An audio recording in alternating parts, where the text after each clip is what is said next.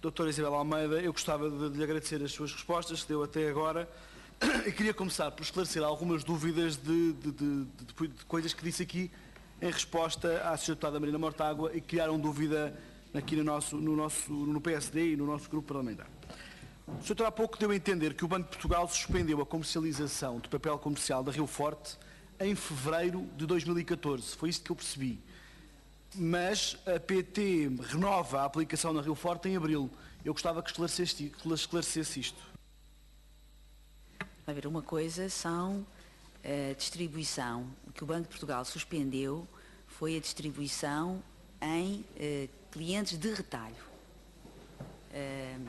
e não em clientes institucionais.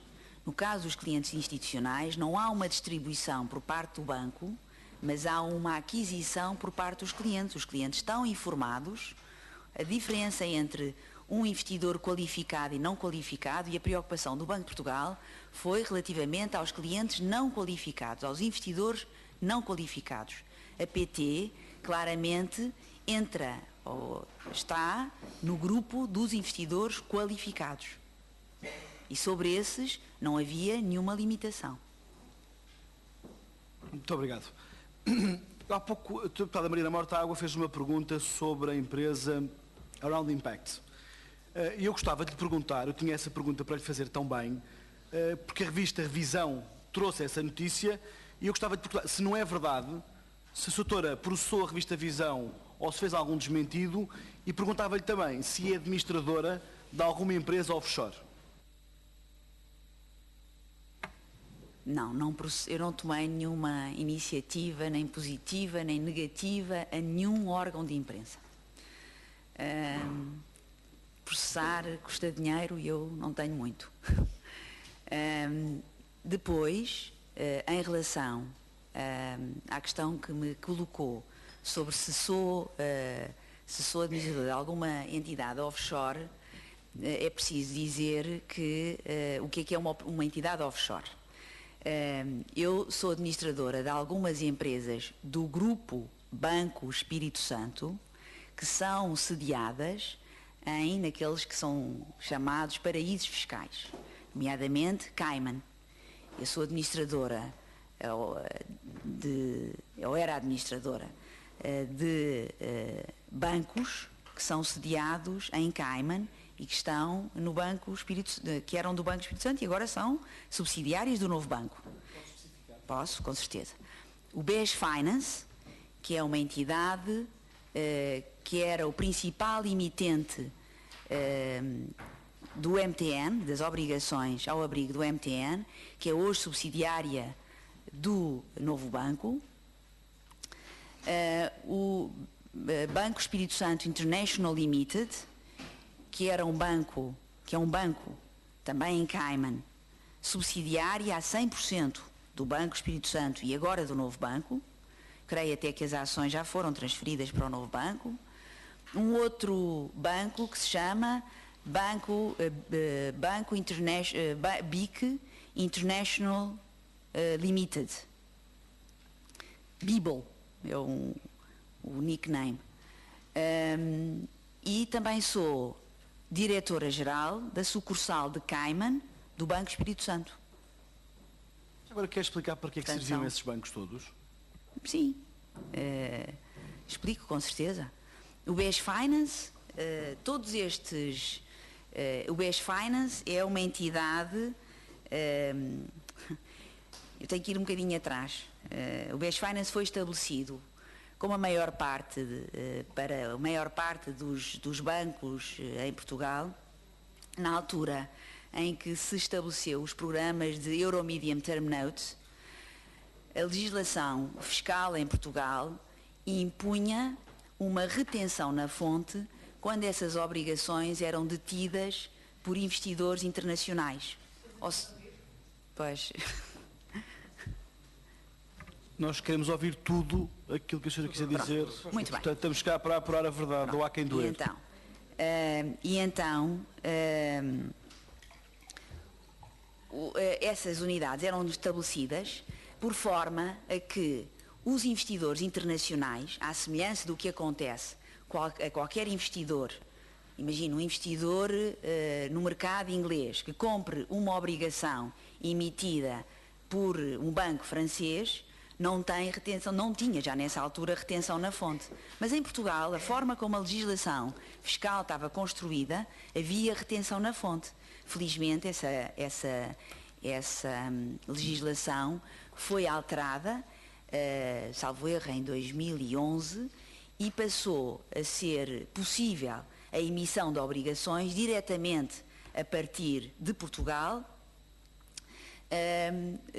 desde que, e não havia retenção na fonte, desde que detidas por investidores dentro do espaço europeu. Também havia algumas restrições, porque se houvesse investidores, e sabem, hoje em dia há muitos hedge funds, e os hedge funds normalmente são incorporados nesses tais paraísos fiscais, ou seja, e não tem que haver nada de mal, porque no fundo o que esses paraísos têm para estes bancos e estas unidades que eu representava é apenas um mecanismo de total transparência fiscal, ou seja, significa que nessas regiões não existe retenção na fonte, mas essas entidades estão sujeitas à fiscalidade própria de cada situação. E agora vou esclarecer. Por exemplo, o BES Cayman ou o BES Finance consolidavam fiscalmente no Banco Espírito Santo e pagavam os impostos como se do Banco Espírito Santo se tratasse. A única vantagem é que não tinham a retenção da fonte para os investidores internacionais, ou seja, não onerava os custos do Banco Espírito Santo. É apenas isso. E um banco francês ou investidor francês que comprasse essas obrigações, obviamente tinha o rendimento e declarava no seu país. Pronto, essa legislação foi alterada e o Banco Espírito Santo passou, sobretudo, na maior... Eu não sei precisar, mas é uma legislação, eu creio que foi em 2011 que foi alterada. Mesmo assim, a partir dessa data, a maior parte das emissões passaram a ser feitas diretamente pelo Banco Espírito Santo. No entanto, quando o tipo de investidores eram, por exemplo, hedge funds, e eu lembro-me que em 2013, em 2012, fizemos uma emissão de convertíveis, de exchangeables, como é normalmente chamado, em ações do Banco Bradesco, voltámos a usar o BES Finance como emitente. Porquê? Porque os investidores eram, sobretudo, investidores localizados em offshores e, por isso, sujeitos a uma fiscalidade mais gravosa. Pronto, isto para dizer, em relação ao BES Finance, é, sobretudo, este o objetivo. Ele tinha uma função exclusiva, que era de emissão de dívida, sobretudo para benefício do Banco Espírito Santo. Porque todas as emissões eram internalizadas através da sucursal de Cayman. Okay? Em relação ao BESIL, o BESIL é detido por uma sociedade alemã e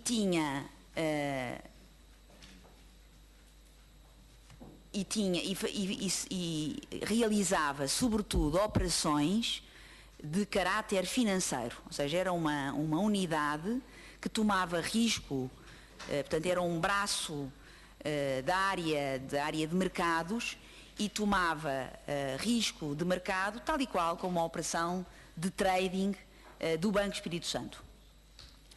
Os resultados gerados pelo BESIL eram distribuídos em dividendos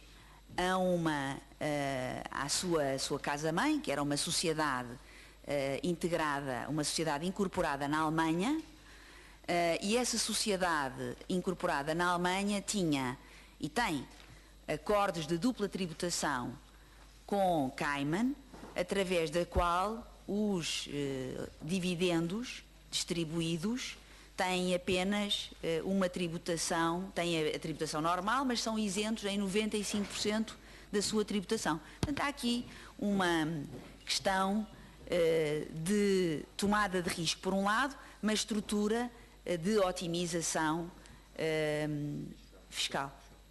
Doutora, muito obrigado. Há pouco falava de transparência fiscal. Eu acho que é claro, é mesmo transparente, ou seja, não pagam a retenção da fonte e isso... Não. Parece que fica evidente. Peço desculpa, deixe-me então esclarecer.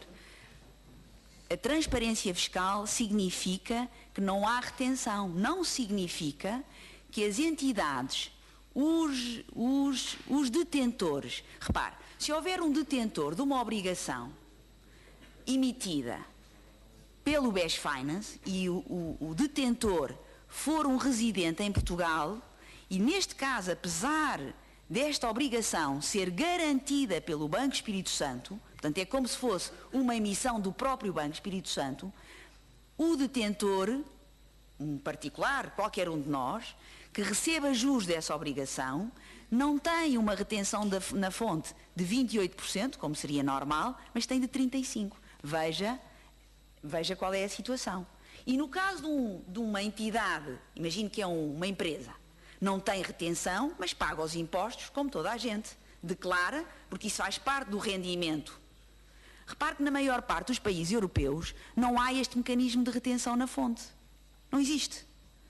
Nós já resolvemos o problema em Portugal para tudo o que é obrigações, mas, por exemplo, não resolvemos o problema para papel comercial, talvez agora na nova legislação, não resolvemos o problema para certificados de depósito, ou seja, dificulta os bancos, dificulta a atividade bancária no seu financiamento no exterior estes entraves do ponto de vista fiscal. É uma sugestão que deixa, então? É uma sugestão que deixo. Já agora, qual é a sociedade alemã que detém o BES e a BESIL? BES GmbH. Muito obrigado.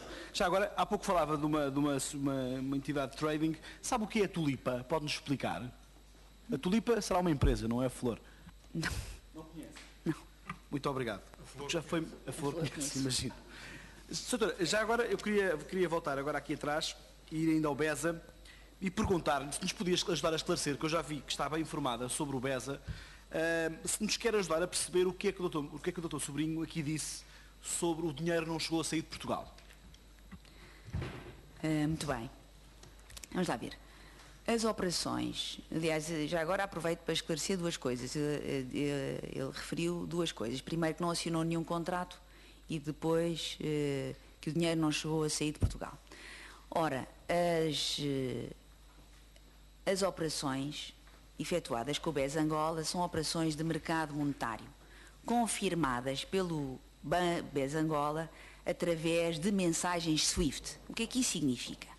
Significa que são mensagens a que apenas os bancos que fazem parte dessa rede de comunicações têm acesso e as comunicações são chavadas. Significa que uma instrução que venha de um banco está autorizada pelo banco. Ou seja, o banco torna-se responsável por aquela tomada de fundos, por ser uma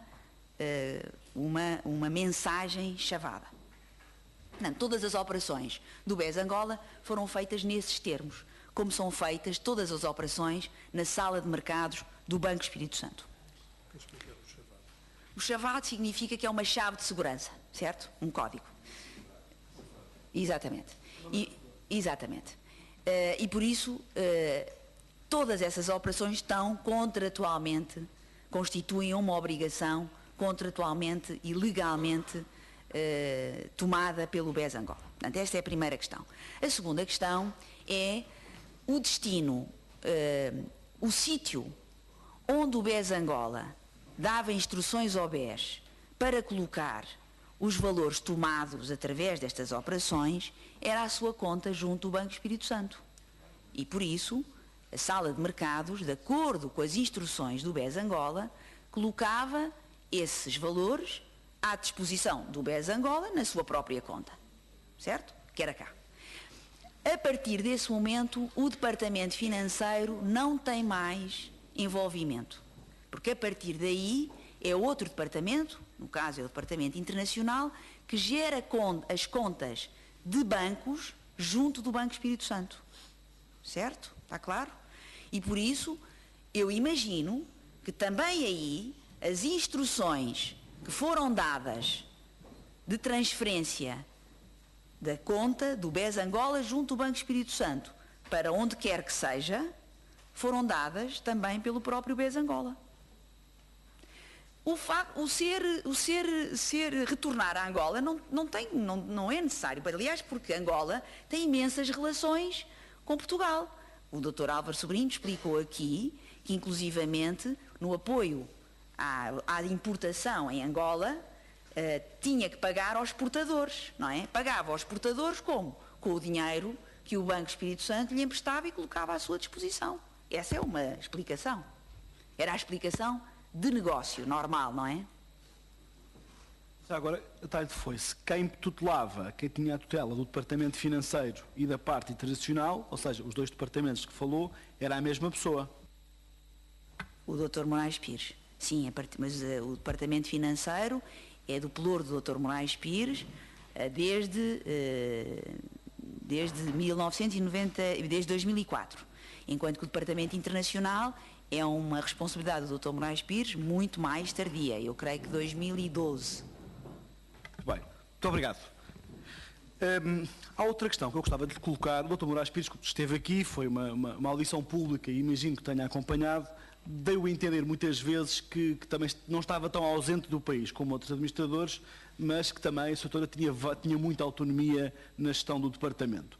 A Sra. já aqui disse, mais ou menos, que não era bem assim, que tudo era reportado ao Dr. Moraes Pires e que mesmo aquilo que não era ordenado por ele, lhe era dado conhecimento. Gostava de lhe perguntar como é que era a relação do Dr. Moraes Pires com o seu departamento. Se ele dava instruções por escrito, se evitava dar por escrito, se tinha uma presença habitual no departamento ou na sala de mercados ou não. Como é que era a sua presença? Era assim tão ausente? Havia tanta autonomia ou afinal não era bem assim? Não, repara, o Dr. Moraes Pires é meu chefe há 18 anos. Ele próprio iniciou a sua atividade profissional naquele departamento ou no que antecedeu àquele departamento. É uma pessoa da sala de mercados. Ele estava connosco praticamente todos os dias. É óbvio que podia viajar, mas também há telefones. E, efetivamente, aquele departamento tinha, por inerência das suas próprias funções, atividades importantes do banco. O nível de proximidade, de confiança, de respeito mútuo e até de apreciação pela competência profissional fazia com que eu discutisse com ele todas as matérias importantes do departamento, quer ele estivesse no banco, onde estava e onde ia regularmente, quer estivesse fora do país, que não acontecia assim tantas vezes, aconteceu mais recentemente por força das suas próprias responsabilidades na área internacional, mas estávamos em contacto de forma muito próxima e muito corrente. Ou seja, o Dr. Salgado era o dono disto tudo, podia não saber praticamente de tudo em detalhe, mas no seu departamento, o Dr. Moraes Pires, era praticamente impossível não saber de tudo o que se passava. Não é praticamente, é impossível não saber de tudo o que é relevante que se passava no departamento. Muito obrigado. O Dr. Moraes Pires dava ordens por escrito, por e-mail, por algum mandato, ou eram conversas boca a boca? Não era necessário. Havia pouca comunicação por escrito pela simples razão de que, primeiro, nós no Departamento Financeiro estávamos em open space e por isso quer a direção estava junto à sala de mercados onde estavam mais de 50 profissionais e por isso eu própria levantava-me da minha cadeira e ia dar instruções à minha equipa. E ele próprio tinha um gabinete contíguo à sala de mercados, onde estava de forma muito a miúdo. E por isso não havia necessidade de haver grande formalismo ou e-mails para um lado e para o outro. O doutor alguma vez alertou ou tomou alguma posição sobre operações que lhe foram ordenadas como funcionária pela administração que não concordasse? Sim, eu era livre e dava-me oportunidade para dar os meus pontos de vista.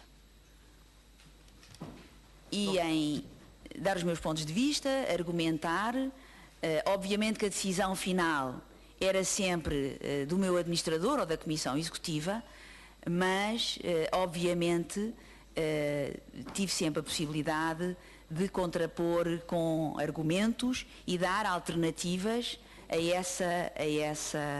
essas operações, se por acaso não concordasse com a forma como a instrução estava a ser dada.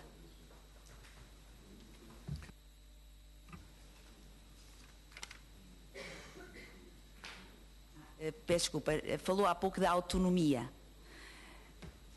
A autonomia do Departamento Financeiro, um bocadinho atrás, os departamentos financeiros nos bancos são normalmente departamentos importantes, e são importantes não porque se assumem como importantes, mas porque, por inerência das suas funções, têm relevância na atividade da instituição. E têm, quer porque gerem a liquidez, porque gerem o financiamento, porque são o apoio e o suporte à atividade comercial e, por isso, gerem os riscos, quer de balanço, quer aqueles que são mais próprios das salas de mercado, que são os riscos de mercado.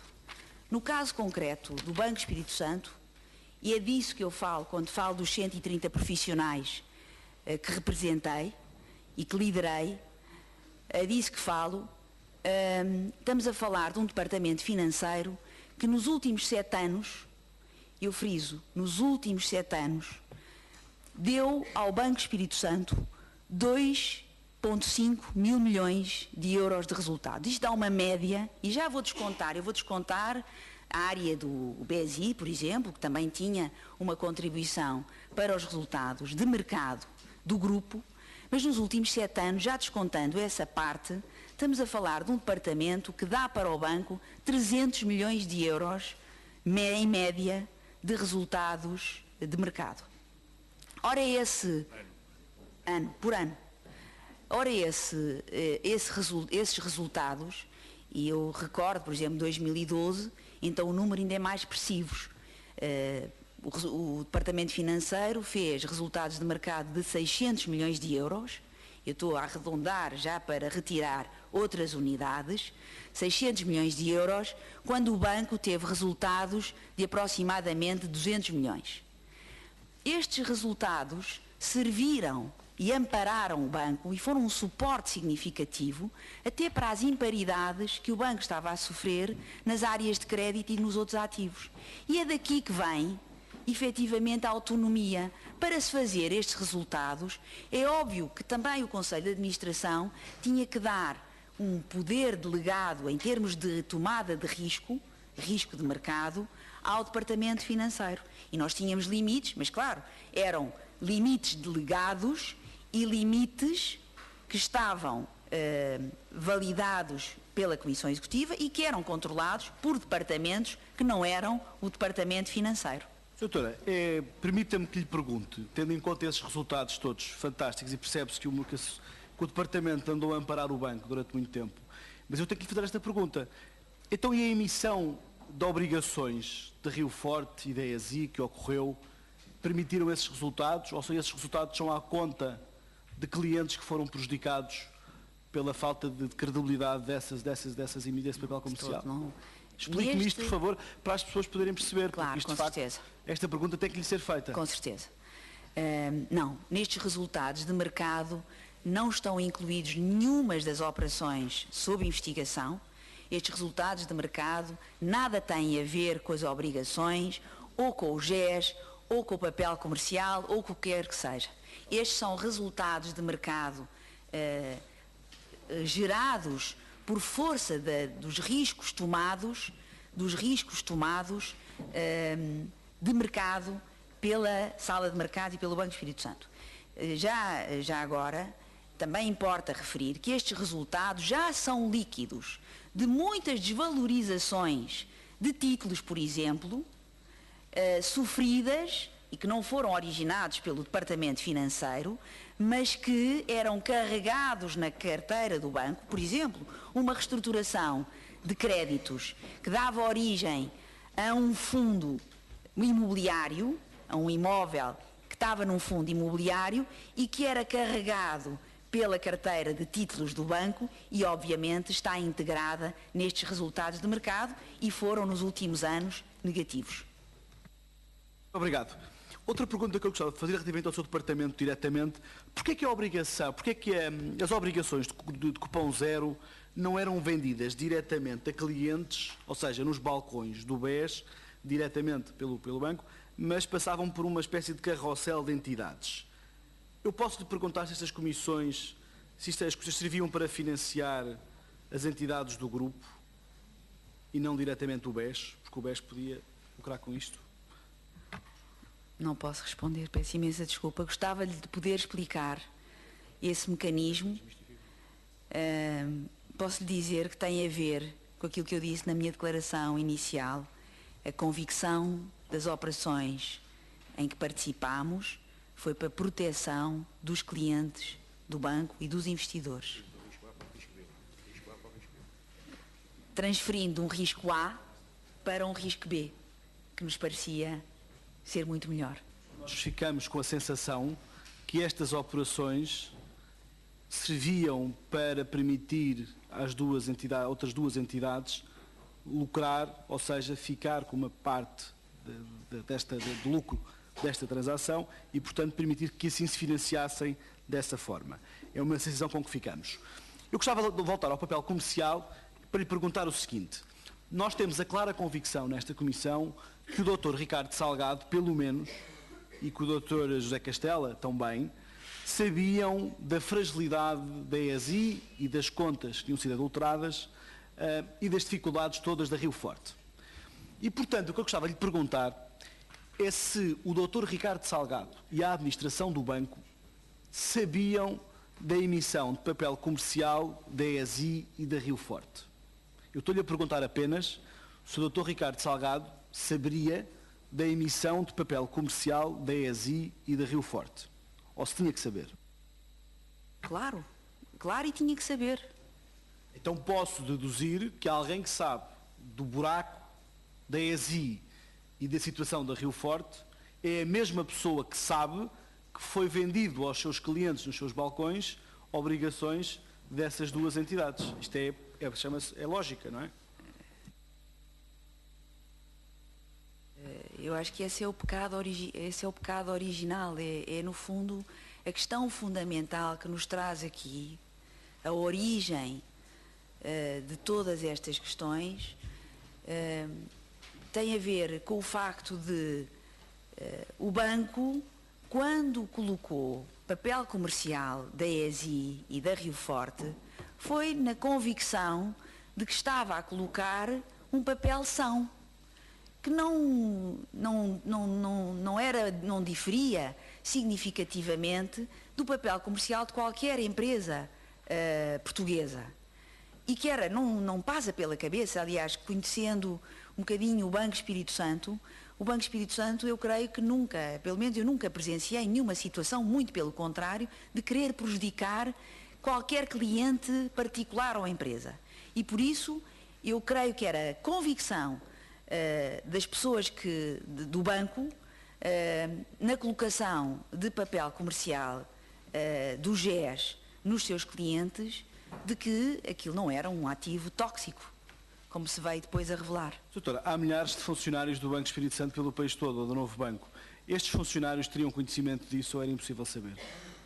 Era completamente impossível saber. Eu digo-lhe, eu própria, que tive, foi de perto, no caso foi o BES Investimento que preparou a nota informativa, mas eu vi essa nota informativa, vi as contas da ESI e em momento algum me passou pela cabeça que aquelas contas não fossem adulteradas, que não fossem aquelas. Na administração, os diferentes membros da Conselho de Administração saberiam com certeza disto? Eu não sei se sabiam, eu não posso afirmar isso. O que é óbvio que, passado alguns meses, em novembro, no final de novembro, eu sou confrontada com essa situação. Mas aí o mal já estava feito, já estava muito papel comercial na rua. Doutora, nós temos informação, através de vários ex-clientes, que houve muita pressão para vender estes dois tipos de ativos, sobretudo em 2013 e 2012, mas 2013 e mais recentemente. Houve pressão, de facto, sobre os balcões para colocarem mais ênfase na venda destes ativos. Eu confesso, a minha convicção era a minha convicção que não havia pressão, porque o produto era competitivo. Eu lembro-me que quando as áreas comerciais ou os departamentos de marketing estimaram os montantes, porque para efeitos operativos tem que se organizar as emissões e por isso tem que haver alguma estimativa daquilo que será a colocação, aquilo que será a procura. Ou seja, nos bancos, os produtos que são uma emissão de papel comercial é feita, é emitido e depois é colocado, certo? E por isso tem que haver alguma previsão sobre os montantes. E invariavelmente, naqueles primeiros meses, setembro, outubro, novembro, os montantes que eram procurados eram superiores aos montantes que estavam disponíveis. Claro, mas o banco procurava vender títulos que fossem mais vantajosos para os clientes e atrativos, por exemplo, títulos do Tesouro. Mas a opção por vender estes dois, com certeza que não era porque eram mais atrativos para o banco, era porque eram mais úteis face à necessidade que existia. Os clientes, repare, já estávamos num período em que os depósitos a prazo já estavam com taxas relativamente baixas e por isso é normal que os clientes que estavam num processo desde 2012 de diversificação das suas próprias poupanças procurassem ativos mais rentáveis. Eu isso percebo, faz parte da vontade das pessoas. A minha questão não é essa, é que de facto o banco coloca dois ativos à venda que eram mais atrativos, obviamente, para atrair as pessoas, mas também eram aqueles que talvez fossem mais frágeis. Isso é que eu não consigo perceber. Mas eu vou voltar a esta questão, porque vários clientes que nós ouvimos nos deram a entender que foram aconselhados aos balcões do BES, na altura da crise em Portugal, que era mais seguro transferir dinheiro de Portugal para outros países e que lhes foi recomendado o Banco Privé. E sobre o Banco Privé, a informação que nos chegou também, e, aliás, eu tenho aqui dois documentos que gostava que avaliasse, que é um famoso fundo EXS, em que, por um lado, estava cheio de Rio Forte e ESI, e por outro nos garantiram com documentos e com várias provas, estava-lhe a fazer chegar isto, que foram alterados os mandatos combinados com os clientes, ou seja, as pessoas cá assinaram um mandato de cautela do investidor bastante cauteloso e quando foram verificar in loco, os mandatos que tinham eram de investidores completamente que assumiam todo o risco e que não estavam assinados. E eu gostava que nos explicasse esta relação com o Banco Privé, porque do Banco Espírito Santo há uma responsabilidade, porque isto é aconselhado nos balcões do Banco Espírito Santo. E não é uma pessoa que diz isto, são dezenas de pessoas que nos confirmam isto. Não conheço, não só não conheço estes fundos, como não tenho nenhum contacto com essas áreas, nem me passava pela cabeça, nem sabia que havia, no fundo, convites ou, como disse, aconselhamento, pois para transferência está-me a dizer, das próprias redes do Banco Espírito Santo a aconselharem.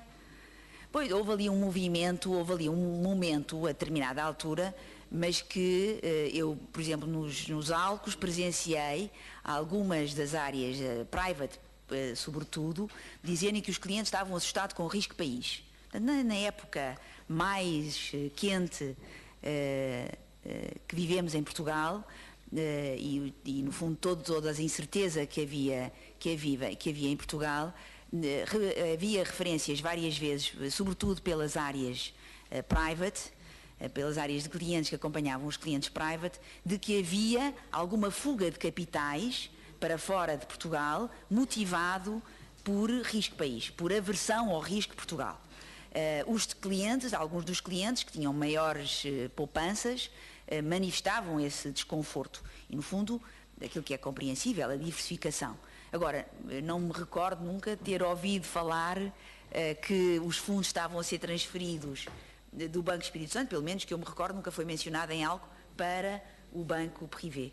Mas, no fundo, esta fuga de capitais estava a ser sugerida aos balcões do Banco Espírito Santo. Pois não sei, eu não tinha essa sugestão. Aliás, as áreas private justificavam perante o ALCO as reduções que havia nos depósitos, nomeadamente, e noutros produtos de poupança, exatamente com a pretensão dos clientes de se refugiarem noutros países. Quem é que foram estes mesmos que perderam tudo? Quem é que no Banco Espírito Santo nos pode explicar e elucidar sobre as ordens que eram dadas aos balcões relativamente a esta matéria? sei, os senhores já falaram com os administradores que tinham a responsabilidade pelas áreas comerciais. Teve aqui o Dr. Zé Manel Espírito Santo, que era o responsável pela área private. Enfim, vão ouvir certamente os administradores responsáveis pelas áreas de particulares, por exemplo. Outra questão. Dr. José Castela era o controller financeiro do BES? Do BES? Do BES acho que não. Acho que... Do GES? Do GES. Do GES, sim. Do GES, sim.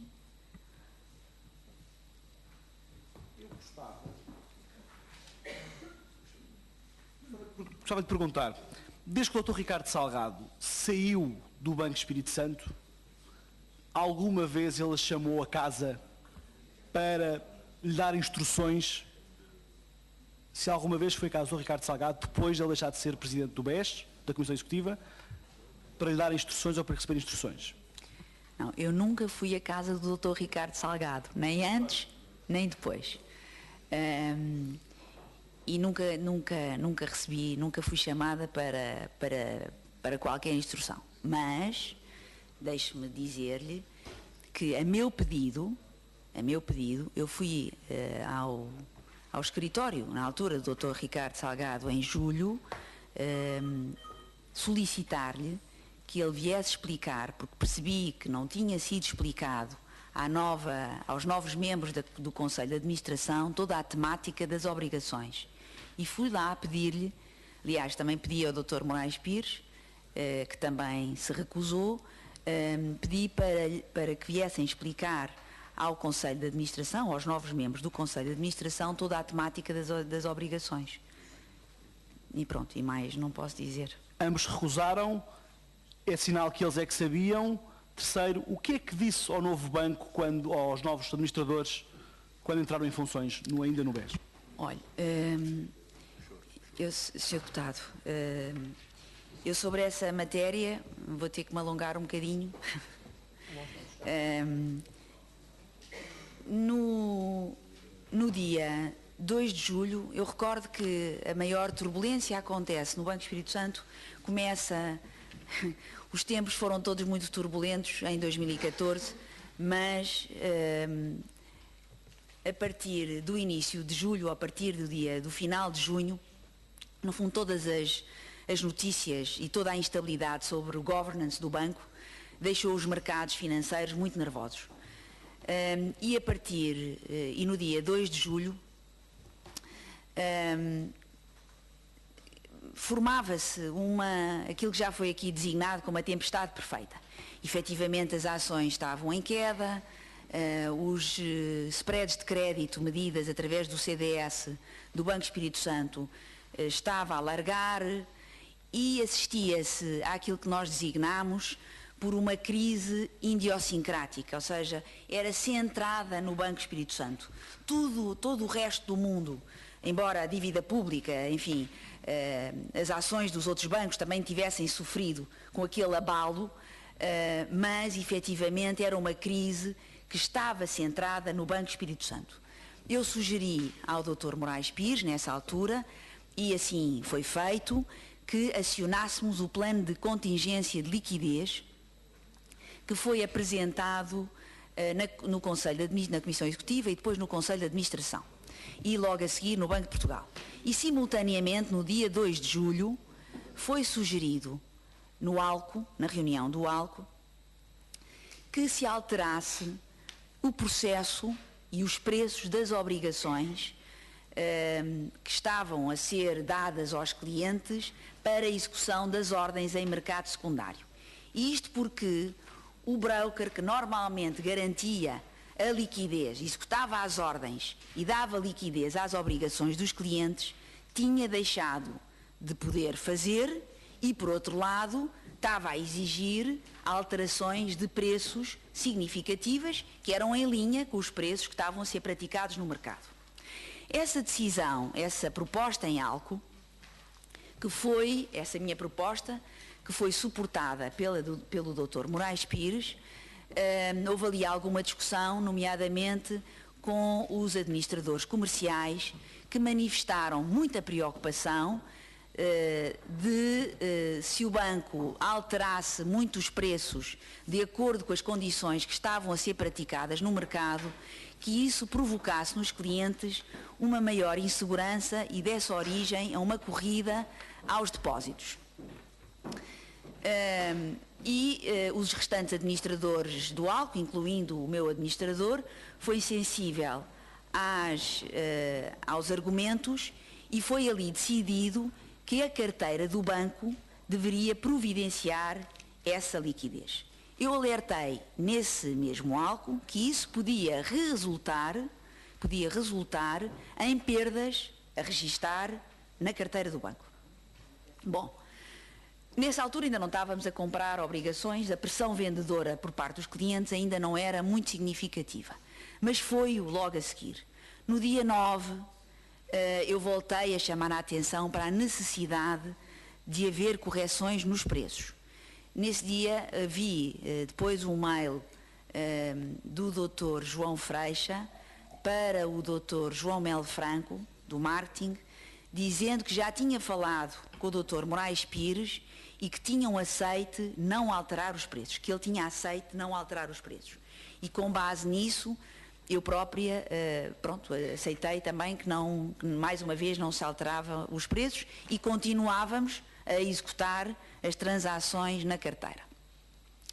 No dia 10, eu acho que no dia 10 já tinha qualquer coisa como 80 milhões de prejuízos na carteira. E voltei a alertar o Dr. Moraes Pires e dei-lhe pela primeira vez, dei-lhe uma nota para ele levar à Comissão Executiva. No dia 11, no dia 12, peço desculpa, no dia 10 e no dia 11, no dia 12, que era um sábado, no dia 11 eu alterei, atualizei o valor dos prejuízos na carteira, que salvo erro já eram perto de 100 milhões de euros, e no sábado estive com ele no banco e voltei a perguntar-lhe se ele tinha conseguido mover os colegas relativamente ao procedimento que estava a ser seguido, porque a carteira continuava a fazer avultados prejuízos. Ele disse-me que esse era um assunto que devia ser tratado com a nova administração, que entrava a partir do dia seguinte.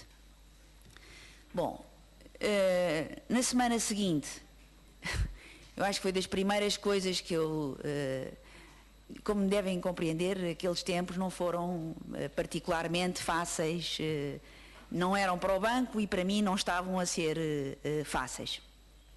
Mas alertei o meu administrador do Ploro na altura, indigitado, de que tínhamos que discutir as compras de obrigações para a carteira, porque a carteira estava a fazer prejuízos significativos. Entendo que a nova administração, não tendo sido brifada pela anterior, que lhe era difícil tomar pulso de todas as situações que estavam a ocorrer naquele momento. E o banco estava a atravessar um período particularmente difícil. Eu posso dizer que essa primeira semana, essa semana de julho, que é a primeira semana do novo Conselho de Administração, é a semana onde o banco tem que acorrer à linha de liquidez de emergência. E por isso foi uma semana particularmente difícil, todos os dias a perdermos recursos. E por isso também admito que, apesar dos meus alertas, isso não estava no topo das prioridades. Envio a nota, já um bocadinho em desespero de causa, envio a nota, o administrador do Ploro diz-me então, envia a nota para a Comissão Executiva para discutirmos esta questão. Eu enviei no próprio dia 16, mas não foi possível ainda discutir nem em 16, nem depois em 17 ou 18. Em 18 eu lembro-me que eu ia todos os dias à Comissão Executiva, recordo ter feito novamente uma insistência para ser discutida a questão das menos-valias na carteira e nessa altura os 3 novos administradores e o meu administrador do Ploro não estavam na Comissão Executiva, já não havia quórum, tinham vindo, creio que me disseram que tinham vindo para o Banco de Portugal. estavam apenas os administradores comerciais e pediram-me, disseram-me: "Ó Isabel, isto tem que ser um assunto então a ser tratado, temos que ver isto então na segunda-feira." E então, no dia 21, chamam-me finalmente para apresentar a nota. Eu apresento a nota, estava presente inclusivamente o diretor da contabilidade, e apresento os prejuízos, que nessa altura eu só tive tempo de atualizar os valores dos prejuízos que estavam em causa e que já eram de cerca de 250 milhões de euros.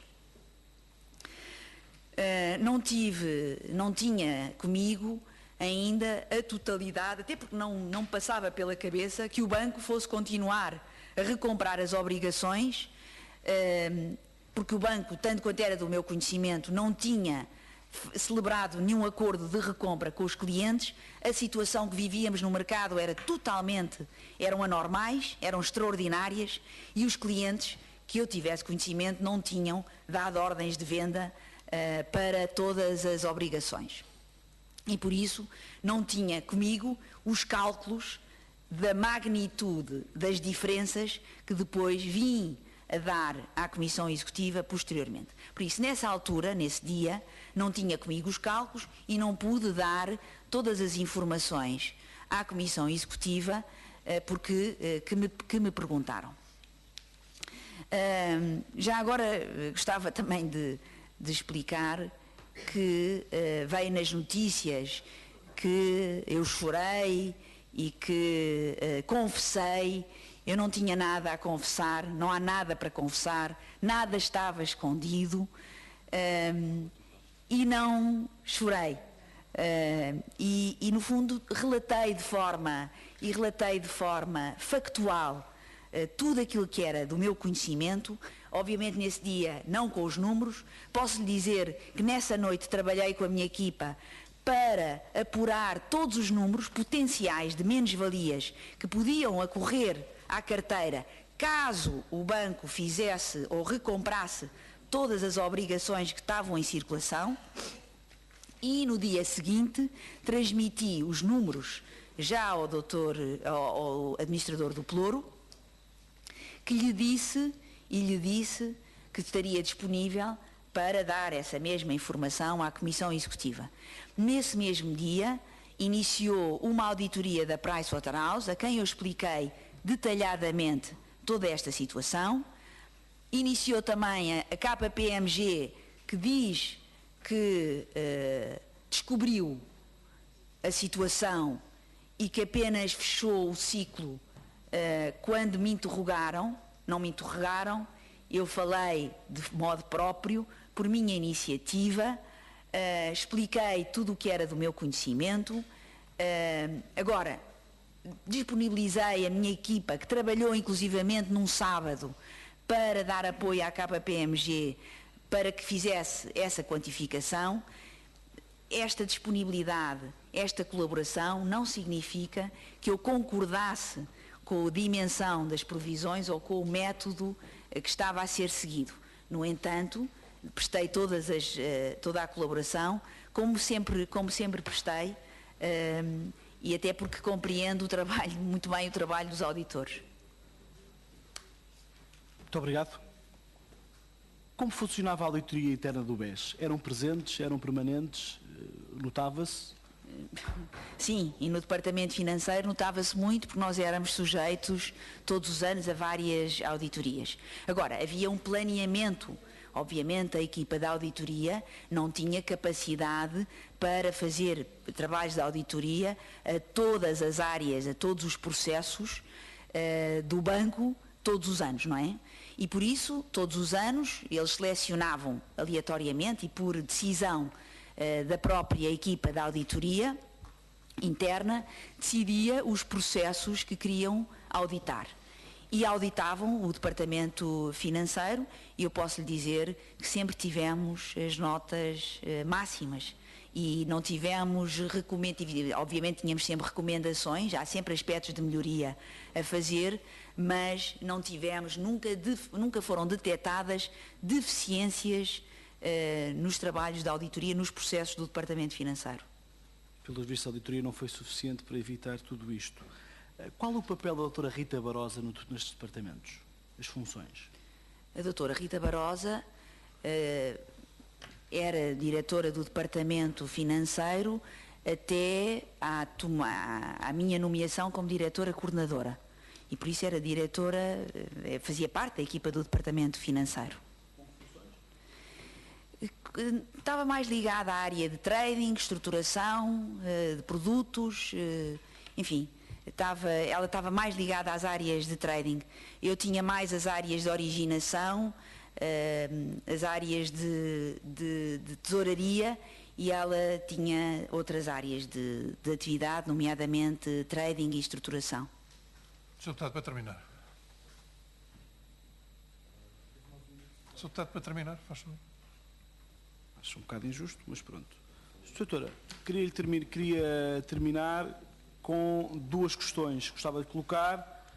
Uma era se alguma vez lhe foi recomendado que saísse do país, se teve convites, entretanto, ou se pensou em sair do país para trabalhar noutros países, e gostava também de lhe perguntar se alguma vez pensou em dizer alguma coisa ou denunciar alguma prática menos lícita ou que achasse que desrespeitava as orientações do Banco de Portugal, sobretudo no período do ring fencing, e se o fez. E para terminar, pedi-lhe que comentasse se considera que os autores morais deste processo das obrigações e das emissões são de facto o Presidente da Comissão Executiva do BES, o Dr. Ricardo Salgado, e neste caso o Dr. Moraes Pires, se considera que são os autores morais destas iniciativas. E para terminar, depois do que ouvimos e viemos a saber recentemente, nas últimas audições, não podia deixar de achar estranho e ficar um pouco espantado como é que algumas pessoas ainda continuam a defender que o Estado devia ter emprestado dinheiro ao BES para o salvar e que afinal a derrocada deve-se ao Banco de Portugal e, portanto, teria sido mais útil para alguns usar o dinheiro dos contribuintes para salvar o BES. Ainda hoje me espanto com estas posições. Muito obrigado.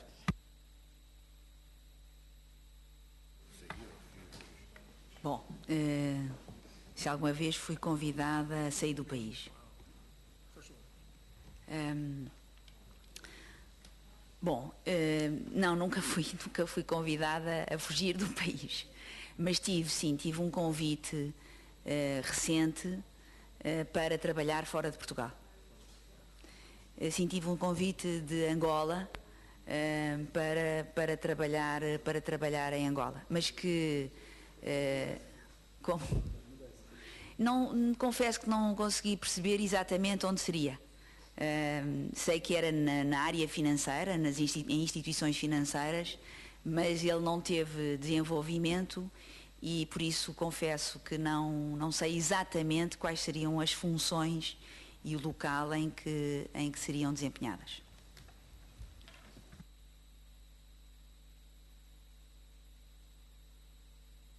Peço desculpa.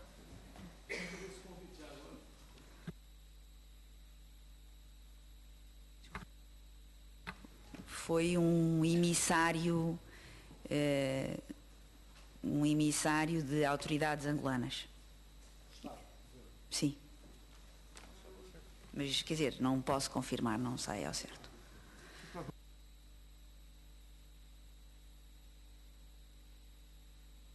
Sr. Deputado João Galamba, faz favor.